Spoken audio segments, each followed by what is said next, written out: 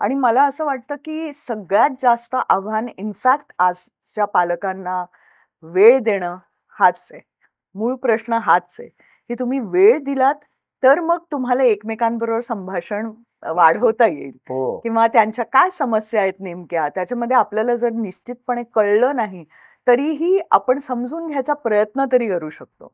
आणि आजची पिढी वेगवेगळ्या आव्हानांना सामोरी जाते कारण इतकं टेक्नॉलॉजिकल आणि इतक्या पूर्ण विश्वाचा इन्फ्लुएन्स त्यांच्यावर आहे जसं आम्हाला अजिबातच नव्हता. म्हणजे मी तर महाराष्ट्रापलीकडे आमचा इन्फ्लुएन्स नव्हता. म्हणजे आम्हाला आसपासच्या गोष्टी एवढ्या पर्यंतच ज्ञान होतं खरं. किंवा ते शाळेतलं जे ज्ञान होतं जे वाचलं ऐकलं होतं तेच किंवा पुस्तकं ह्याच्या पलीकडे असं खूप नाही. मग टेलिव्हिजनचं विश्व उघडलं तेव्हा अरे जरा कळलं की अरे आपल्या भारतभरमध्ये नागालँड ते काश्मीर ते राजस्थान ते इतक्या वेगवेगळ्या संस्कृती आहेत आणि इतक्या वेगवेगळ्या भाषा आणि सगळंच जगण्याचा प्रकार आहे. हे सगळा ह्याचा उलगडा झाला. तर आता तरी ह्यांना सगळ्याच बाबतीत सगळंच ओपन आहे.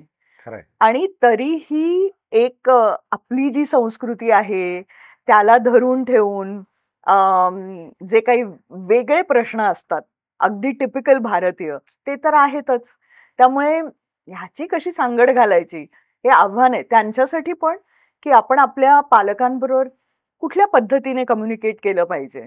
आदर तर हवाच हवा पण हल्लीचं वातावरण इतकं असं मित्रमैत्रिणी बनण्याचं आहे ना की तुम्ही मोठ्या लोकांना सुद्धा त्या पद्धतीने आपण आपसुक जसं आमच्या लहानपणी आपण मोठं कोणी दिसलं तर लगेच आपण आशीर्वाद घ्यायचो खरंय. आणि आपल्याला वाटायचं की ह्यांना आपल्यापेक्षा जास्त कळतंय.